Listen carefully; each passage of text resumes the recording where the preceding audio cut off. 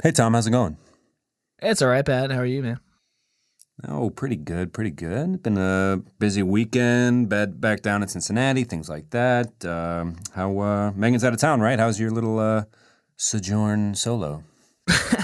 It's good, man. I just, dude, I've had like a weird feeling today, though. I don't know if I'm just like paranoid, but you ever like get that feeling when you feel like someone's kind of like someone's watching you, like no one's there, but you just feel like a presence, you know? Like I've been kind of getting that for the past couple minutes. It's kind of freaking Is this me like out. spiritual or actually like, is this a kind of a get out horror movie situation? I hope it's the former, but I don't know. We'll see. Yeah, I guess so. I guess we'll just have to do the show and find out. Did you check all the rooms? Are you scared right now? Do you need me to come over and rub your belly? That'd be great, man. Yeah, I don't know. I didn't check the closet in the studio. I feel like maybe that was the fatal mistake. But Well, I knew that this one kid was like, oh, whoa! Who the fuck is that? Whoa! Identify yourself, spirit. yeah, so that front door was just open.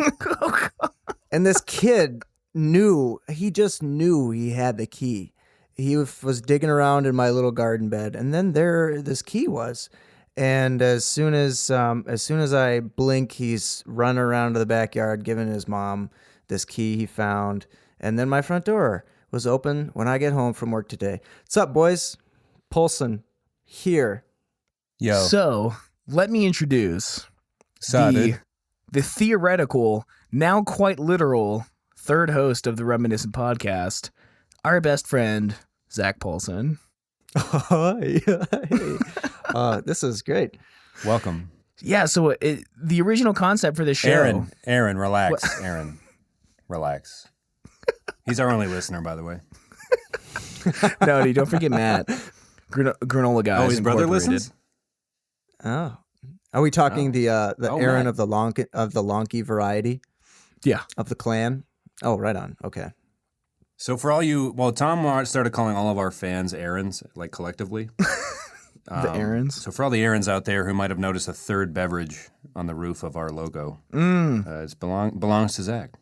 Yeah. So if you look at our logo, that is Zach's garage, where we spent many a late night talking about all kinds of weird, mind-opening things.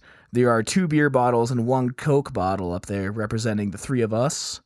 The original concept for the show was to have all 3 of us here, and it took 26 to convince Zach to hop on here, but the boys are back in town. Even though Thin Lizzy said that. we're recording from like 3 separate time zones, though, right? That is entirely correct. Entirely, yes. So there's no fault. I'm Mountain. To that statement. Zach is it Central, right? Yes. We got Pat representing the East Coast. Barely. I'm in Ohio, which is like the least east you can get. But isn't it technically the Midwest? It is technically a the debate Midwest. that's been raging forever. Jessie, my girlfriend, thought Erie was in the Northeast, and I was like, oh gosh, oh boy, here we go. No, I don't know. PA could be 2 different states, I think. Eastern PA being Jersey, and Western PA just morphing into Ohio.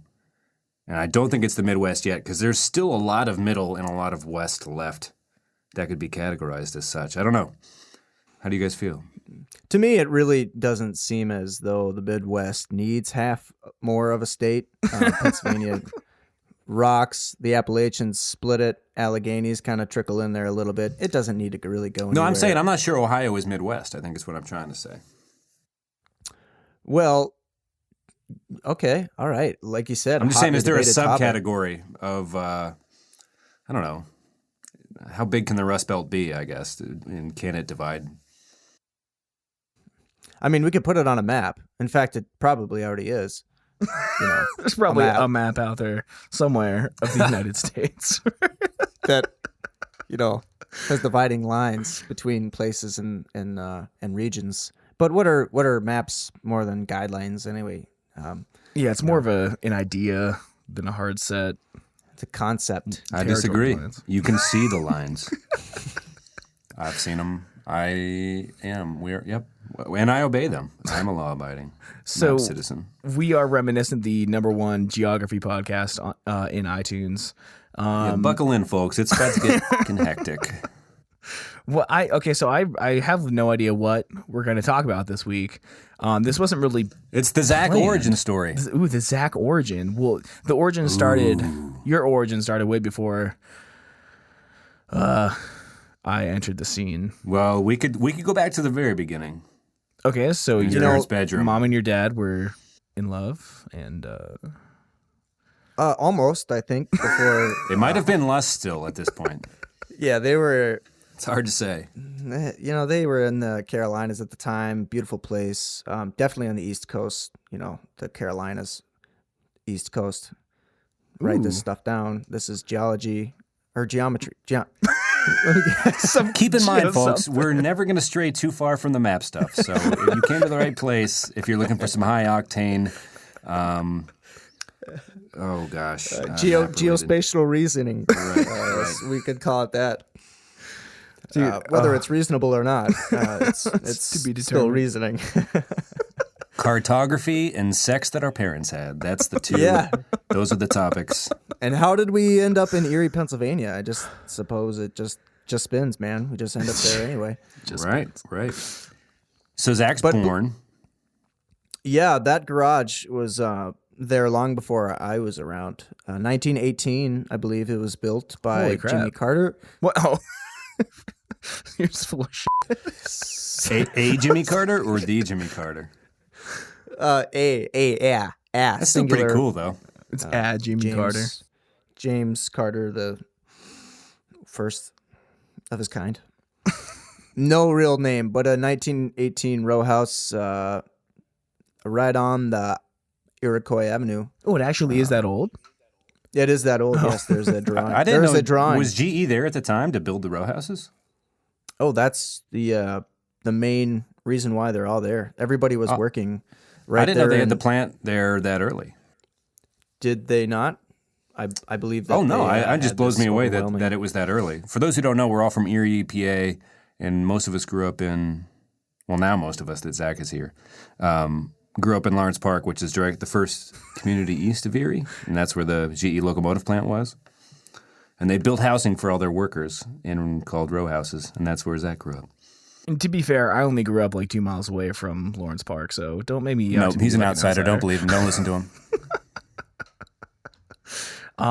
Yeah. So I mean, how you guys met when you were in first grade or preschool or kindergarten or something? I remember vaguely it was preschool. It was not kindergarten. It was not first grade, though we did share those experiences together. But it was, in fact, preschool. I do remember one particular moment when I think Pat and I were both sort of looking around this room.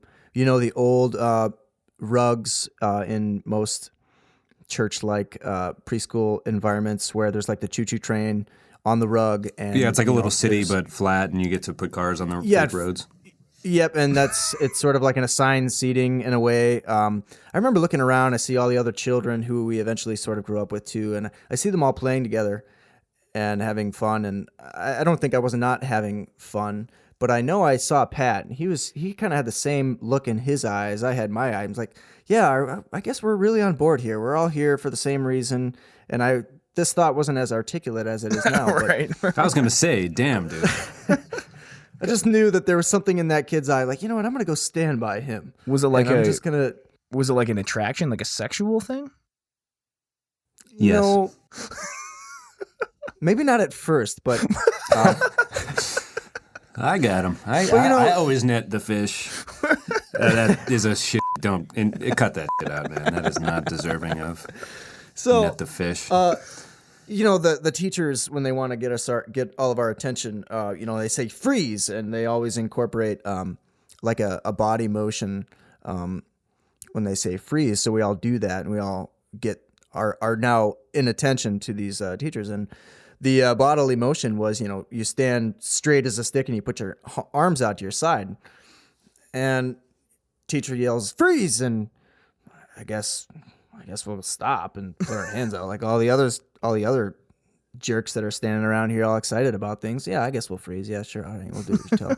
And I think that's when I really knew.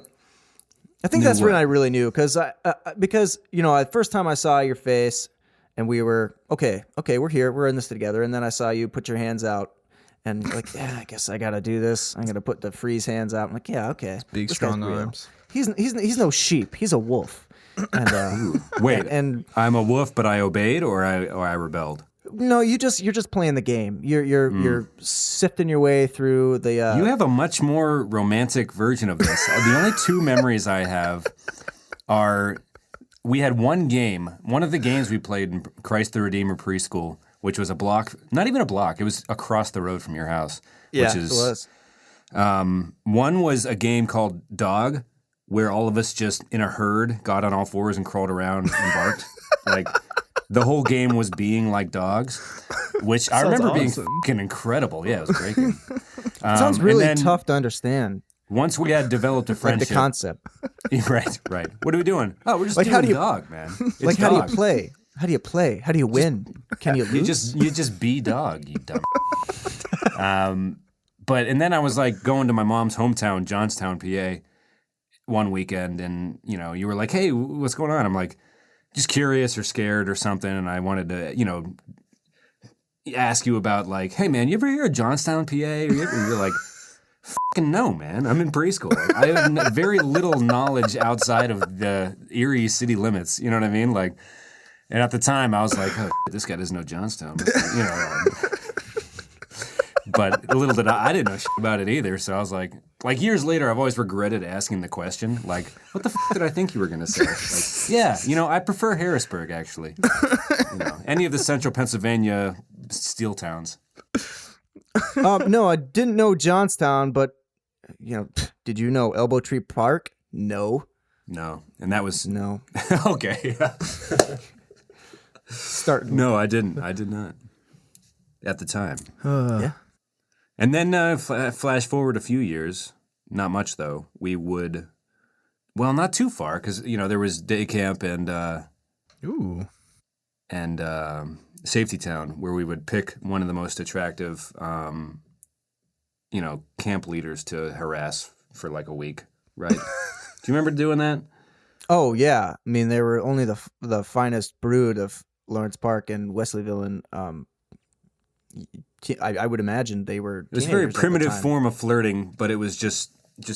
I just remember driving them nuts, and I took weird pride in that or something. Age difference of probably 13 to 17 years between the young us and.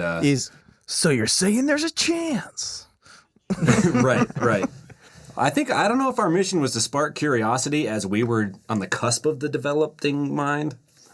And so, Pat, I think I do believe where you're going with this one. The Safety Town. If this is a vivid memory, I would surely like to hear it, and I think that the listeners. No, mine was more of an Eastminster one, though. I don't.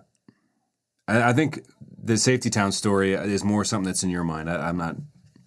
Oh well, then don't let me interrupt. Meanwhile, Tom's only half a mile away at St. James, right? Right, like right around the corner. Like you are not far. I mean, technically you are across Lawrence Park borders, so you can. Now that you're outnumbered, I've been waiting 25 episodes for this. I'm gonna bask in it. Just kidding. Yeah, but I didn't know where Johnstown was. So how did we expect to know what the Jamestown or James? St. James. Yeah, Wesleyville. Yeah. So I mean, I met you, Pat, actually, sometime in 6th grade because you were friends with my stepbrother. And you were over at my house. You guys helped introduce me to Homestarruuner. Remember that? Yeah, Zach, it was kind of, Lawrence Park wasn't very big, but Zach's older brother hung with the dudes that lived in my neighborhood. I guess we're flash forwarding a bunch of years here. Yeah. We're missing some juicy details in the Ooh, well, then please rewind. Don't let me dark origins, but I'm not running this. I'm not running this show here. It is your first episode though. People need to know. People need to know the story. So yeah, let's rewind. I got a little. I was antsy to talk. I apologize. Let's take it back. Hey, Tom, you should believe in yourself and speak up if you need to. This is a supportive, safe place. I feel safe. And Zach was, in your defense, going into excruciating detail about. And then they made us stand like trees, and that is. That's the stuff that I love, though. So more details, Zach. If you can describe what kind of tree, like was it a sycamore? Did you feel more, similar to an elm? That's getting into way too much detail. Oh, okay, that's where you draw the line. I'm gonna draw the line at species type. Okay? It was actually more of a. Never mind. I was going to take it to a weird place. I was going to say it looked like a crucifix, but it. Be only fitting that we're at a church-oriented preschool. Dude, stand like Jesus. They love their crucifixes, man. Arms out, head back.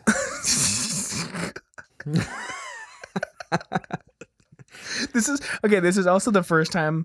So when Pat and I talk, we don't have video on. It's just audio. It's true. And now you don't know how much alcohol I consume during these things. When you send me the audio to edit, I hear all the little that I don't hear when we're filming. I was like, is that 7? I'm like, oh my God. But yeah, so now we have the video on, and it's a whole different thing now. Yeah, I regret this, every bit of it already. I want to be cloaked in silence. But yeah, anyway, so let's find somewhere between preschool and 8th grade where I enter the scene. Okay, I got one. All right. Ooh. So that's not the first time that garage, the top of that garage, was utilized for boyish fun. Many a times in Lake Effect, Erie. Dibs on the band names. Snow Weathers. Boyish fun. So many winters, those snowbanks in the alley piled up considerably high with snow behind these garages, and we had to scoop the snow off of these very slightly pitched 1918 style garages, and usually they were pushed into the alley where snow forts were created. Ooh, and God, it snowed so much in Erie. I remember having I was younger, but what felt like 6 foot tall snowbanks between the edge of the yard and the road. I guess it would make sense that it would go all the way up to your fucking garage roof. Yeah, especially when you start shoveling the snow off the roof so that the roof wouldn't collapse. And then you can jump into those piles and dig into them and make little snow forts. That sounds awesome. It is weird when you meet people that aren't from one of the 10 snowiest places in the world. Right. I think Erie's the 4th. Yeah, you just scrape the roof so it doesn't cave in. Collapse. Because there's a lot of weight there. Right. Especially when it gets wet. You got to get it when it falls, when it's fluffy. And they're like, wait, what are you talking about? No, the old not collapse the roof trick. It's a necessity. Then you play in it. It's great. When you get 200 inches of snow in a winter season, right? You all know what that's like. Holla. So was Pat involved in that winter madness? Frequently, yeah. We traded spaces between our houses. I think I wore your brother Brendan's snow gear more often than not. I'd come over and wear his boots and his snow pants and things like that. Yeah, because yours was specifically reserved for your backyard. For some reason, you weren't allowed to bring yours over. I never came over prepared. Now that I think about it, what were our parents doing? Sending me over without snow pants and whatnot. Well, that's why we grew up so heartily. Yeah, that is true. Just wear Brendan's. You'll fit. You'll fit in them. And it did. Tie a belt tight, and it works. Brendan was, reading books anyway, so he wasn't really needing them. But I was going. Go ahead, Tom. No, I'm just thinking. One of my only memories of him was when I played Guitar Hero on his Guitar Hero, and he flipped the out. So imagining him letting his brother's friend wear his pants seems foreign to me. Since my only interaction with him was him There's screaming. a difference there. There's a difference. Is there? So I don't know. There's not written rules, Tom. You just got to know. So if it was in the common space and it was recommended by the mom that I don't be cold and I used it and it got washed after and was ready for him the next time he went out, I feel like that's fair play.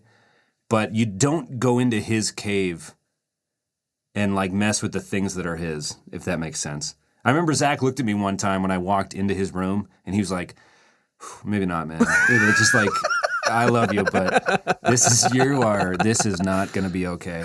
And I had never heard Zach really take that tone with me before. So I was like, yeah, okay. And, you know, when you're a kid, Nickelodeon movies always had that moment where you're like,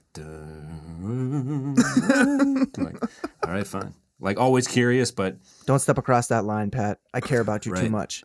I appreciated it. Brendan's cave had a certain smell to it, too. Not a bad smell, but it was his musk. You know, that was his realm. You didn't go in there, and you could tell. It's like walking into literally a bear's den where it has that burly, scruffy smell. So, Brendan, most thing that was most intimidating to me about him wasn't the fact that he was so physically dominating looking. Like, he was a human muscle, obviously very fit, lean, like he would kill anybody if he had to. He was the most gentle-speaking speed reader I have ever met. It was the speed reading that really terrified me. Like, this guy is supposed to be a jock type, and yet he read all the Harry Potters, like, since I've been saying this sentence. It was utterly horrifying. Very like fast. A genius agent killer. And Very I think, impressive and I human think, Pat, as far as memory goes, Brendan understanding what a brother meant, like a younger brother, had two. There was me, who he didn't like, and then there was Pat, who was around just as much as me, who he did like. I don't think he liked me either, though. No, he liked you far more than he liked Tom. He never Not liked always. Tom. Yeah, what the hell, Well, dude? Well, that's true. until he stopped liking you, Pat, and wait, he likes Save you that now. one. Yeah, for another episode. Whoa, Yeah. whoa! I haven't heard that. You We'll have. get there. We'll get there. We're maybe. Yeah. Any speculation on why he just didn't like me?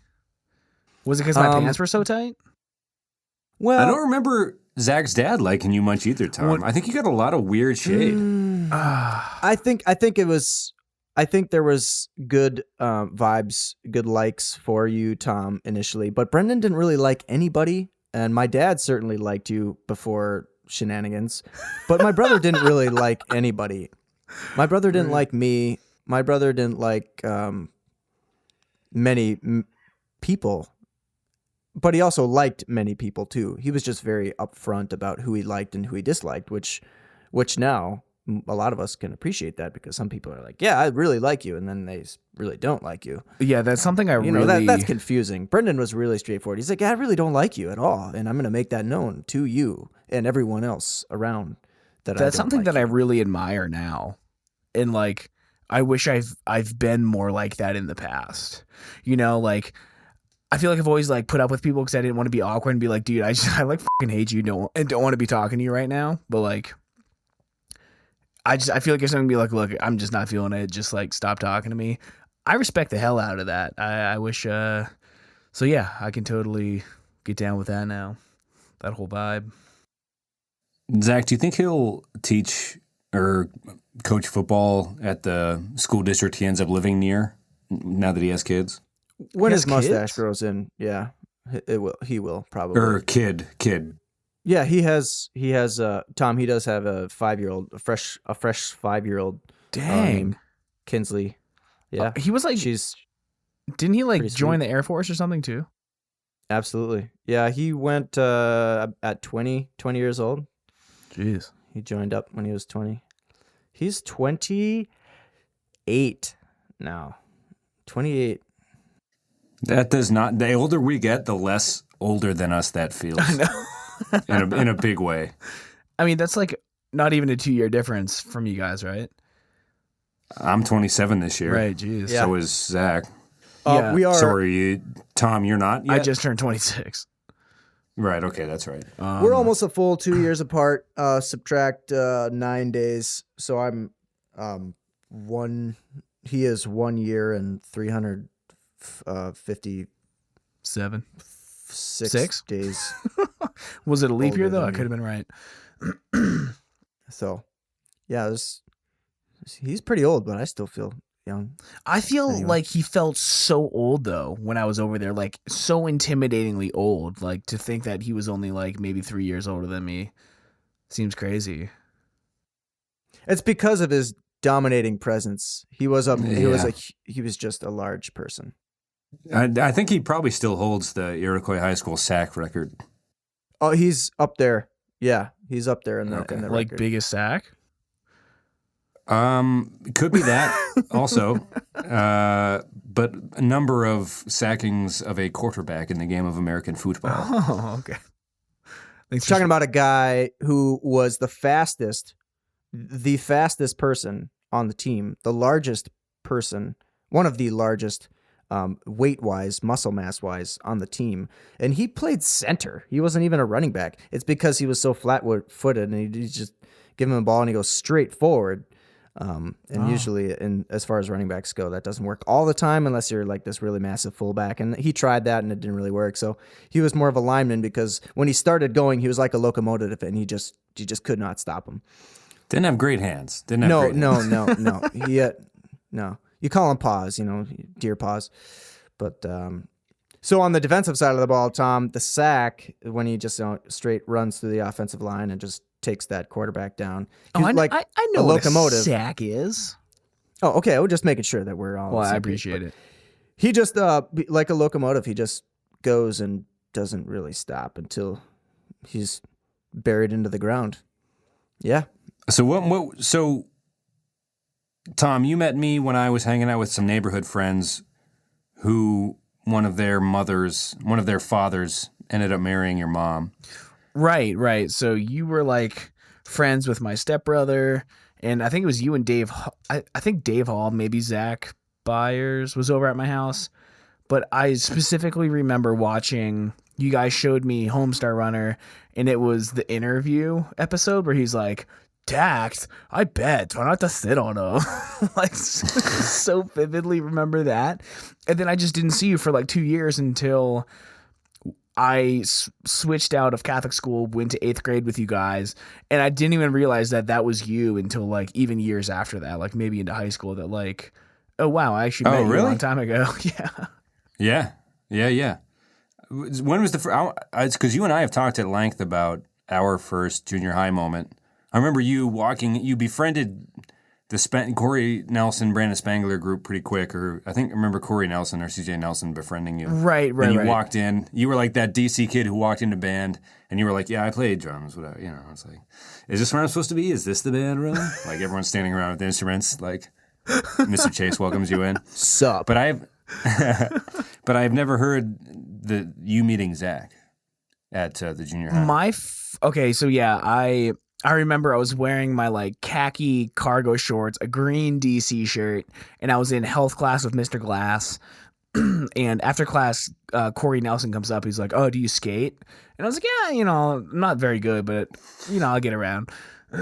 So I became friends with the goth kids like right out of the gate. My first memory of Zach, we were in Mr. D's history class. And I remember specifically you had your hands behind your back, and I think you might have been wearing your Top Dad hat. And you kept saying, what's that president? Calvin Coolidge. You just like, every time they asked a question, you would just yell Calvin Coolidge. I don't know. That's my first memory of you, but that was like a couple weeks into school, I believe. America's business is our business. Is that I believe is what he said. I wish you guys could have seen Pat's face right there. He was so appreciative of that quote. But yeah, like, and I don't really remember. Dude, video adds a whole new element to this. Seeing each other, really it's kind does. of fucking with my head. Well, you guys have Skype on a laptop. I'm holding my phone out with my arm extended, which is becoming tiresome. Can you set it down, Tom, to like put it on like a book or something? Well, put on a prop. Is everything upside down, or is it like sideways, or? No, looks perfect. great. Am I sideways though? No, you're up. You're straight up and down. Really? You're also not horizontal. Everything is sideways on my phone. Ooh, I'll hold it. That'll do it. I'll hold it. Don't worry about it. But yeah, just set it down. You're tiring yourself out. I'm good. Don't work too hard. Don't work too hard. I got my arm propped Come up on. on my knee. Okay. You work too hard. You gotta take it easy.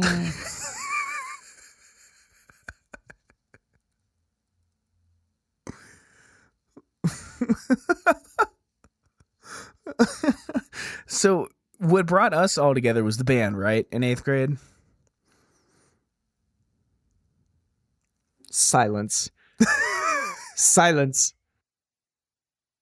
Okay, Zach, what was the name of that band? The name of the band was called 4 Under Par. Ooh, that's a good name, guys. Good job. And for the record, it's not par 4. Right. or par divided by 4. So we had these shirts. It was just clever, and no one was smart enough to get it. We had these shirts that I think Zach's mom designed.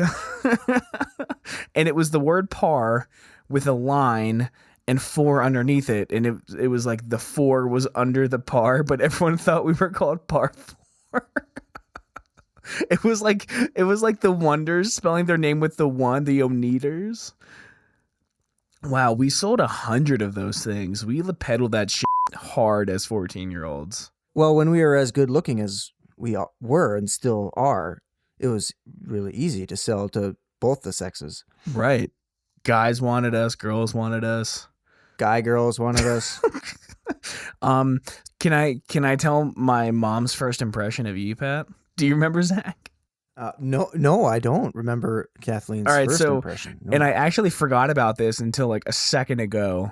But do you remember Ryan Bresky was in our band for like 3 weeks? Yes, I remember that. I totally forgot. But he was sitting in some weird old wooden chair, and Pat comes up from behind him, throws him on the ground, and is just violently humping him, going, screaming, "I'm gonna f*** you, Bresky. I'm gonna f*** you in the ass." And Pat's just screaming, and we hear a door slam from downstairs, and my mom, who had no idea there were 8 people up in the attic, were like, "Thomas, are you home?"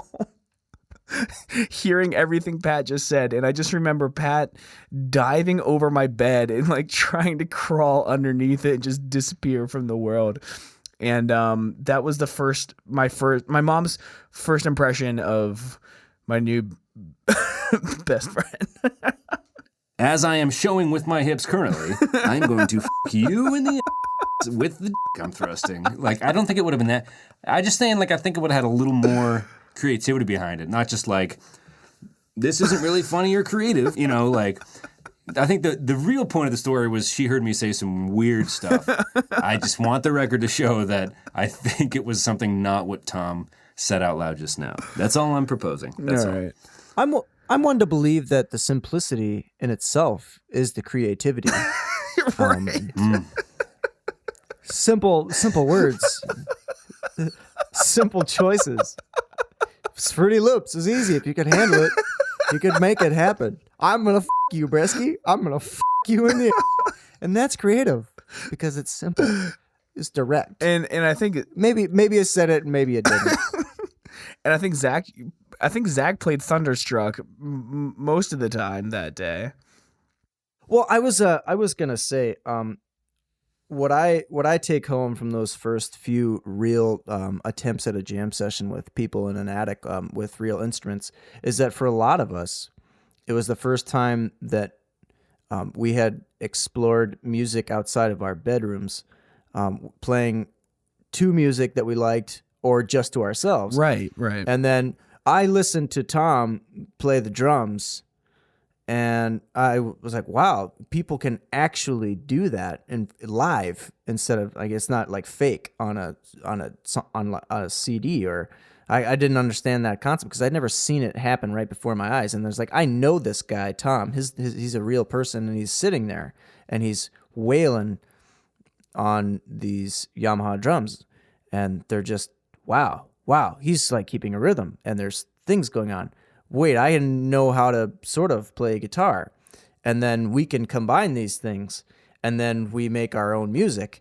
And these very simple things clicked. Like, wow, this is sort of magical. I like these guys because they're picking up what I'm putting down. And yeah, I mean that's totally how it was for me too. Because I started playing drums in like early 6th grade, but up until like that day, I had never actually played with someone else. And not only that, I didn't know anyone who played music because like I went to like Catholic school and everyone there was just like super vanilla, just listened to like only like the top 40 stuff, and all they did was like play sports. There were no musicians like at that school except maybe the one girl that played piano. So yeah, like I remember trying to play Somebody Told Me, and I don't think we really got through it, but we were just kind of like dicking around. There's no way we made it through, but we at least tried. Right. And the fact that my ears were ringing so loud only meant that it was a success. Right. When I went home and I couldn't hear anything, it was like, wow, that must have been a really good jam session. Yeah, it was great. I think after that first time though, I convinced my mom to let me move the drum set to the basement where it wasn't so hot, because we actually, I feel like pretty quickly got serious about it. I mean, it was the three of us and Ryan Bresky, who I think might have only been to like 3 or 4 session like practices, or we didn't even call it practice. We didn't call it rehearsal. We just called it jamming, like all the way through. Even when we got like kind of serious with the band, which I always really appreciated. It was just jamming, like, but we started writing our own songs like really, really fast, and things like really took off pretty quickly. I remember we had 4 songs in like less than a month, like already nailed down. We had The Girl Next Door. We had We're Glad Alexis Moved Away. We had was it called The Show? The show. Yeah. I want to see another show. Simple and creative. And we had Daughter That Screwed Me Over. And those were like our first 4. And I feel like when you wrote that song, Screw It, which was only legitimately 3 chords the entire way through, I feel like that's when we were like, yeah, dude, we're finding it. And we really did get pretty serious about it, man. We printed out shirts. Like I remember doing all the HTML on our MySpace page. And then the upperclassmen started the parody page, Double Bogey on the 9th Green. And just them. Everyone, I really dislike that. Everyone made fun of us. It became a joke so fast. It was I think people didn't hear any of it, and it was a funny thing for them to do. I guess it was weird because those were the dudes that ran in my immediate neighborhood circle. Right. So I'd show up to Dave's house and they'd be like, "How dumb is your band?" Right? And I'm like, "That's an interesting thing to lead with, but sure, let's." Go to soccer practice. This is going to be a good day. We were all... But I'm actually... Oh, no, keep going. Oh, I was going to say, I'm surprised you never, studied marketing, Tom. I feel like that's always been your natural... I mean, you've always kind of covered that for even your podcast network now, kind of reaching out, social endeavors, social media, that is. Have you ever even thought about... I mean, even back then, you were on the hustle T-shirt grind, trying to get the word out, setting up shows, setting up events. It really seems like it's in your wheelhouse. I wish I thought about it as an option sooner, because now I'm starting to read books about it, trying to get in touch with other mostly digital marketers. But yeah, I remember being 13 years old, emailing bands and venues from out of town and introducing ourselves and making flyers on Microsoft Word with clip art and going to other venues and handing out flyers. And I mean, Zach, I feel like it was mostly your organization. We took over a fire hall for multiple nights, had the firefighters move the fire trucks out of the hall, clean the place down for us. We owned an entire PA system of our own that was capable of running front of house sound, and we had multiple floor monitors. Correct? I mean, we had a pretty good setup. We were set up pretty good there for a while. Yeah, I'm surprised the Firehouse show went as well as it did, given the negative word of mouth, given the the Double Bogey on the Ninth band and stuff. Well, I also did But everyone just kind of showed up. Maybe it was one of those lazy Lawrence Park days where there's nothing better to do and they just wanted to have fun and came and did. But I just remember, dudes like J.J. Ditzler and John Stevenson showing up and just enjoying the show. I might have misinterpreted, but I was just like, this went shockingly well. Yeah, so I just like fast forwarded like 3 years there. But I remember the first show that we put on, there were easily over 100 people there. And I mean, we went out front and sold tickets and shit too. Like we weren't joking around. We had bands come in from Ohio that we paid, like we offered them guarantees and we paid them to play. Like we were pretty legit, man. And at that point we were 16 and 17, I think. And we wrote some really killer songs. And if, Pat and I have referenced in the past, like the trips down to DC where we recorded a bunch of our old songs, they were all songs like from that era, and we put them online. And I remember people being like, this isn't the stuff you played when you were 16, were you? Like, yeah, this is the stuff that everyone made fun of us for. Like that we recorded note for note, word for word. We hardly changed anything. And I remember people being like, this is really good. Like, why didn't we see that when you guys were actually playing shows? Like, this is really good quality stuff, I'm of a mind to believe that the success of some of our earlier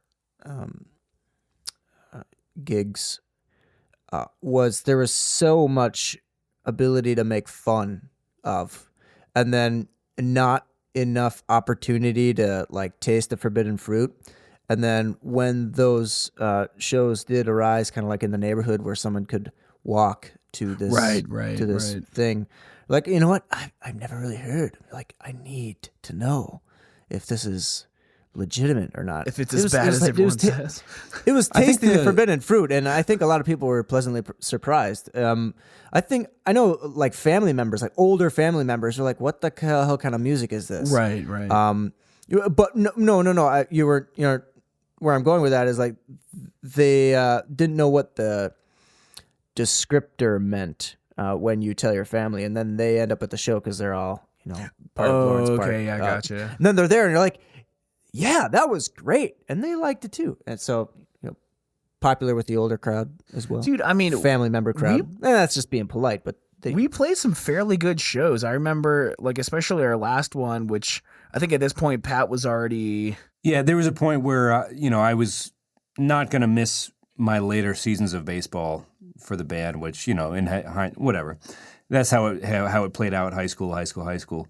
But you guys had a pretty big going away show. Was that Krasinski at the Waterford Fire Hall? We played at a fire hall and with Still Frame Sky, the AKAs, and oh god, there was a ska band from Pittsburgh. Something Town Heroes. They're like still on my iTunes library from when I was 17, but they sold 350 tickets, man. And like we had quite a few people there, like specifically for us, but I still have a video from my Motorola Razr, just front to back. That entire place was packed, dude. And like people like stuck around to listen to us. And there were a lot of people there that were actually like excited to hear us. And I feel like it was a good note to go out on, but man, I feel like we slaved for years and like never got the respect that we deserved, Well, I mean, the people in our neighborhood said certain things just because it was a funny name, but I think the Academy crowd and did we play a reunion show? We played at the Summit. Remember we opened up with like the intro to Paper Planes? Was that when I had Cameron's t-shirt on? I don't know. We have some really good pictures from that show, though. Yeah, I just remember. I'm trying to think. There was a couple Forward Hall shows that I remember going particularly well. Yeah, big crowds that responded positively. Right. I mean, I remember there was a musician from another band, and he was probably like 22, 23. We're not voting age yet. Not driving age in some instances. Yeah. Offering us joints in the break room and stuff. And, right. a lot of the bands we were going up against were in their mid-20s, like kind of bums playing shows in Erie and stuff. I don't know. It was a weird dynamic. I liked it though, man. No, I'm not saying it was a bad dynamic. It was just, if we would have just gotten good at it over the next, you know what I mean? If we all would have went to college in Erie, and let's just play with this hypothetical real quick. Sure. Like Tyler, James, and all them were what, 22, 23, Tony, what's his face, would have been 28 maybe at the time? No, Tony was only a year older than me. Oh, okay. I take it back. But I think you get what I'm going at, right? Right, yeah. We were barely driving to these shows legally, and it would have been interesting, based on the crowd that was there for, the tunes we had been playing. I think our problem, though, is that we wrote music that was like 4 years too late and 5 years too early. Like, there was a resurgence of that, like, early brand new Taking Back Sunday, Newfound Glory era, like pop punk. And I remember the first year of shows we played with like metalcore bands because that's all there was in Erie. We were like one of the only. And there was definitely a bands. Weird pressure to have a breakdown in the latter half of our existence. You know what I mean? Like, right. So when do you have like a weird breakdown where people scream? It's like, do we have to? Like, well, no, I'm kind of. It seems like it. I'm talking the early like shows. Like it was all like grindcore bands. Oh, you mean like Kansas City Massacre type vibe? Yeah, like we played with like all metal bands, and then around the end was like when Attack Attack was coming out. People want to break down, so we had a couple songs that had like pop punk breakdowns. There wasn't. We had one song that had like some screaming in it, but don't forget we played several gigs with Another Found Self. Yeah, that dude, they were just killer. Absolutely, truly killer kind of rock and roll. They're more like rock and roll band out of Youngstown, Ohio, and they slayed. Where were those ones? So Pat, you should actually look them up. Do you remember?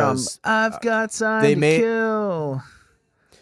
They may have been the time where Jake Gordon was filling in on bass for you for some of those shows at Forward Hall, but that's where a lot of most of those shows were happening at the Forward Hall. Right, yeah. And Another Found Self was coming in from Youngstown and just really tearing it up with like Tokyo Rose and Time to Kill the Revolution. Right. Just they were pretty spot on. And we were throwing in covers because I think a lot of people are still throwing in covers into their original sets. And what were some of our covers? I remember Wendy Clear by Blink-182. Well, that was early days, and it's almost like I'm almost like really on board with sticking to the early days because there's so much in that year or so. We had early days, like early days of things that we did. That was literally the origin of the logo of this podcast, and that's classified early days all day. The beer bottles came in later, not too much later, but it was equal parts. It was equal parts. When we said we were going to go to Tom's to jam, it was,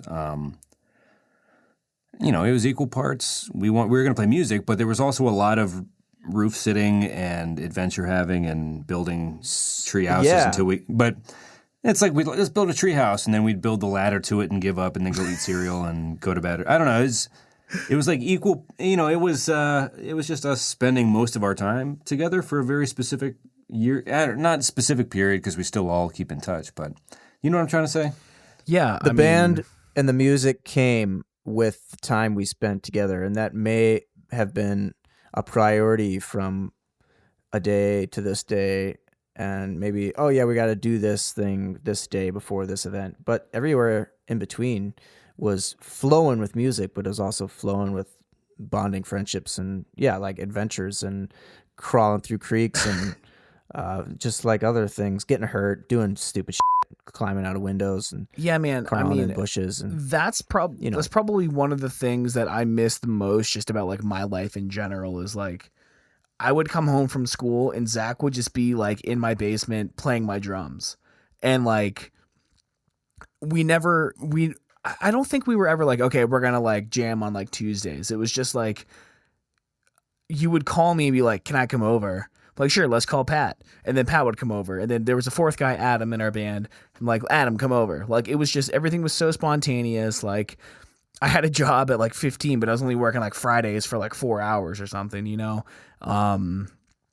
But now it's like, all right, we practiced on... Where were you working at that time? I was working at Valerio's Pizza. On Pittsburgh Avenue? No, the one by my house. It was on 32nd and... Oh. Or maybe that is Pittsburgh, 32nd Street. But it was just, yeah, it was so organic and like we would come over to jam, but yeah, we would leave and go walk around town or like, hey guys, my mom said we have to mow my lawn. Like, Pat, can you grab an edger? Zach, can you like do this thing? We would all just like do yard work for, you know, and just, it was just, the friendship was like centered around the music, but it wasn't just. There was a little bit of earning to keep, but it was kind of like, I think your mom was cool with it because we helped her move a lot and not build a lot as much as maintain a lot. But I feel like it was part of like we paid rent through a little bit of labor, and which is why it probably felt like family so much, because we could go to certain houses and feel like, you know, you weren't walking into enemy territory by any means, right? Right. And we'd always like make breakfast. Like I feel like you guys stayed over all the time. And breakfast we did was the dishes probably the most important part. Right. It is commonly referred to as the most important meal of the day. We bonded over that. I remember specifically, this is funny, I don't want to go off too much on a tangent, but I poured a full glass of milk and Tom goes, "Really, dude? A full glass?" What? I don't know, maybe it was a half-gallon jug, and I was used to the full gallon jugs, so it's like I'm gonna fill up my glass of milk, and you saw my full glass of milk. It's like, "Really, dude? A full glass?" And thinking that I was only gonna pour like a half glass, and I mean it was full. It was full, and you had big cups all the time. We had always huge cups. So I filled it. I mean, what do? You grab a cup and you fill it with a liquid and you drink it. Feel no like matter what it is. I feel like that's very unlike me because I used to get those plastic, like they were like 24-ounce cups, and I would get home and I would fill it to the brim and just drink the whole thing and then get more. Like, I feel like when people only fill a cup halfway, it's like, really, a half cup, you know? So hearing you say that sounds so unlike me. Tom, you've changed, man. You used to be a half glass guy. Now you're a full glass guy. Well, maybe it's because I hadn't done my chores yet or something. You didn't earn that milk, you bastard. Like I said, I was like, maybe it was a half-gallon jug, and your mom hadn't gone to the grocery store to get the full gallon because, just being selfish. Growing boys just really, really drank their milk growing up, and I just remember that. You weren't mad. You're just like, "Whoa, dude, really, a full glass?" It's like a lot. That's more, dude, than a half. I would happily give you 2 glasses of milk now, Zach. I'm sorry I was such a bad friend. That's all right.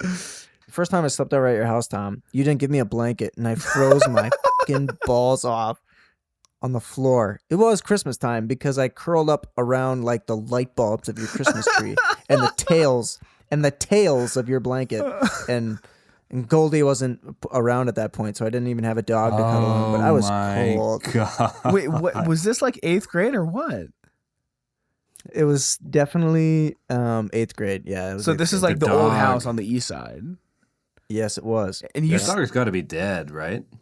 Yeah, Goldie, she's gone. No. Well, she's dead now, but we got her in like 9th grade, I think. I remember more her being at the West Side house, or like the West Side house. Right. No, we got her at the East Side house, but like after my mom left my stepdad. So very plausible. God, I'm so sorry, Zach. I think that was a defining moment too, though, was the move from Wesleyville to the West 30, what was it? 36th or something, yeah. 36th, up near Green Garden. That was when we switched to that house, or Tom, you moved there, not us switching to it, but we lived there a lot. That's when it started to be more older high school fun. Right, Instead of like freshman year video game fun, which was not our thing, but that's just an example. It became a little more adult themed. Yeah. Is that fair? Yeah. Oh, yeah. I mean, for you guys, I remember drinking sex, drugs, and rock and roll, baby. I remember drinking Zach's parents' stash, or like trying to water it down and take little shots of certain things.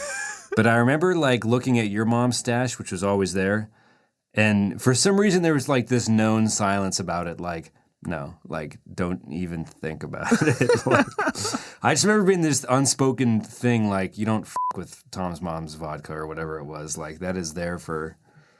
Am I off here, Zach, or it felt like a little different of a vibe? I mean, it's like Mikasa Sukasa. Wait, we drank my dad's vodka and whiskey. Well, Tom, can we drink your mom's? What the hell?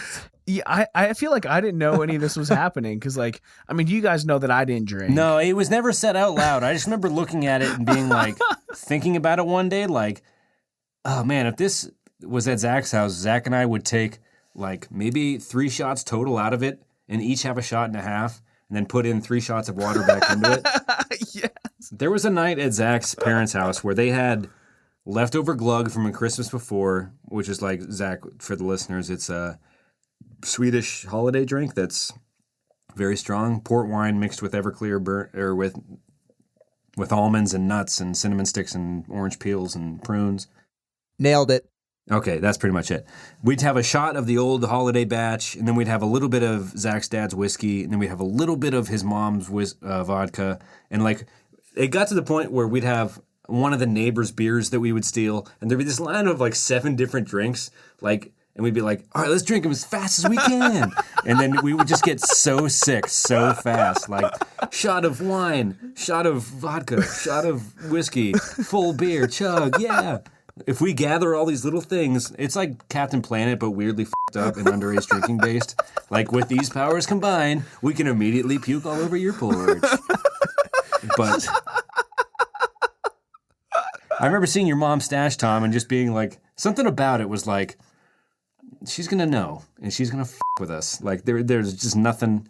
No good can come from this. It was some Indiana Jones based. Funny. Yeah, I mean, my sister definitely got, I think, in trouble a few times. I can't say for sure, but I do remember, I feel like I was maybe in 6th or 7th grade, and I was doing theater at the time, and I had maybe 15 people over at my house. It was like insane. And I had no idea that anyone was drinking. I've been naive to this shit my entire life.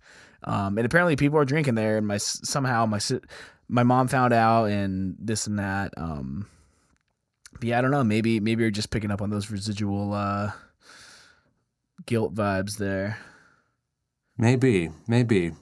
I mean, she was doing enough for us. I mean, we ate her breakfast food. We drank full glasses of milk, for fuck's sake. For fuck's sake. You know, full glasses. I cannot, to this day, comprehend, like... So my mom and I, especially after the divorce, didn't have like a great relationship, you know? And there weren't many things that I did that I felt like she was like just okay with. But if you guys were over, no matter what happened, she was just like, oh, like whatever. Like I think she just fucking loved you guys. So like didn't really care about like much of anything. And I don't know, dude. For as much as we trashed the place, we also took care of it, right? I mean... Yeah, I mean, there was definitely some give and take there, I think. Yeah, I don't know, dude. We were a good group of kids. She just always really liked when you guys were over. She never really complained too much about, like, the music or anything. And, I mean, I feel like you guys were there most weeks, multiple times a week. Like, at least twice a week, right? Am I wrong? Yeah, for a period there, sure. There's probably a certain amount, like, let's just say you own a house someday and your kids are there and your kids are happy because their friends are there and they're old enough to know they have to clean up after themselves and do certain things. Hey, make sure the lawn's mowed and you can jam for an extra hour today or whatever, right? Like, and we would do all those things and we'd wake up super early on purpose just to be able to flip pancakes as high as we could. Like, if, you know, maybe, them in the air. Good, wholesome fun. I can totally picture a scenario where mom's like, do it for the kids, Tom's happy. But I can I want to believe that she was like, if there's people just smiling, dancing, singing, flipping pancakes in the morning, that's like a nice vibe to wake up to. It's not like we're like hungover, puking all over the toilets and stuff. You know, it's like, it was always kind of creative and off the cuff and spontaneous, like you said earlier. You know, it was definitely more of a, you know, she did us a solid with all that said by letting us make loud noises for as long as we did. Right. And yeah, I mean, we were always up to something, dude. Like, recording that music video with me like jumping off the roof, and we nailed all those boards into the side of the tree so that we can like hang out up there. I mean, I was just telling a story the other day. I think it might have been you, Zach. It was winter, and we took those big like 15-gallon like storage containers, and we built this like big wall of snow in the road, which was covered in snow. Like and it was a blizzard. It was a blizzard out still. And there was just a huge wall, like a packed, dense wall of snow. And I just remember this middle-aged woman just driving down the road and hitting that shit so fucking hard. And like getting out of the car and being like, what the fuck is wrong with you kids? You could have been in there. And like, there could have. That would have been stupid. Why would we have been There in could have there? been In the middle of the rocks road, in idiot. there. And like, I remember there's still a video on YouTube of us smashing those speakers, and like, we were always just doing some stupid shit, but it was always harmless. Again, like we weren't like doing drugs. We weren't fucking like wasted. We weren't getting people pregnant. Like we were in the basement, literally just being creative, having fun. Maybe we put a couple holes in the wall. Maybe Pat threw his bass through the ceiling.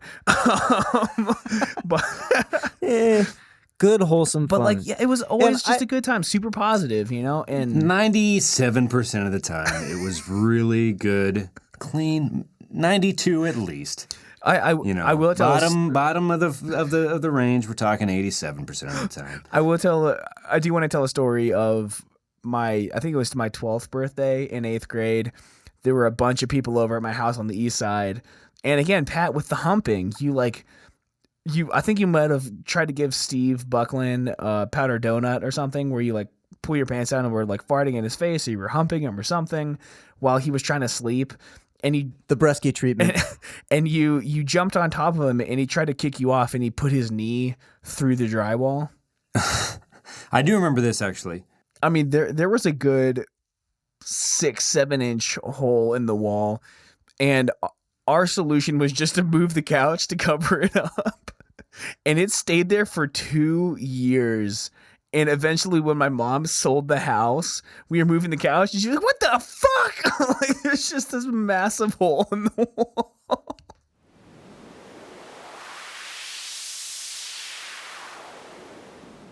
Hey guys, Tom here. So I hate to say this, but during the recording of this episode, we had an issue with the audio, and we lost about the last half hour of this episode. God, there were some good stories still in there. And we don't have it. It's unrecoverable. There was no way to work around it. So we're just gonna kind of have to like end the show abruptly right here. We're really sorry about that, but having our buddy Zach on the show was something we've been wanting to do the entire time, all 6 months that we've been doing this podcast, and it was so awesome to have him here. We've spent like half a lifetime together. I mean, Pat and Zach, as you've heard, have spent an entire lifetime together, and there are so many awesome stories of just stupid things that we did growing up.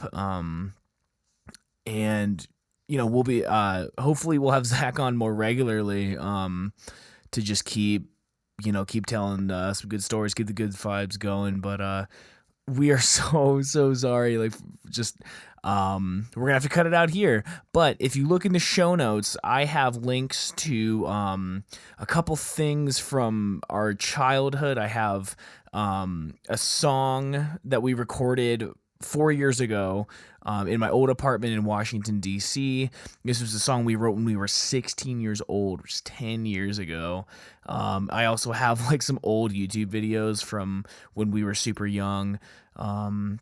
If you visit www.elemental.fm/reminiscent/26, you can see those show notes, see some videos of Zach and I smashing speakers out in a snowstorm, and just stupid stuff.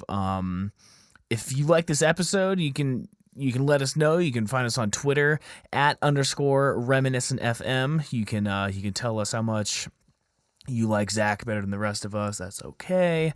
I'm used to it at this point. But we'll be back next week with a full show. Get back with the song recommendations, highlight of the week, stuff like that. And we hope you have a great week. And just thanks for listening. Love you guys. Bye.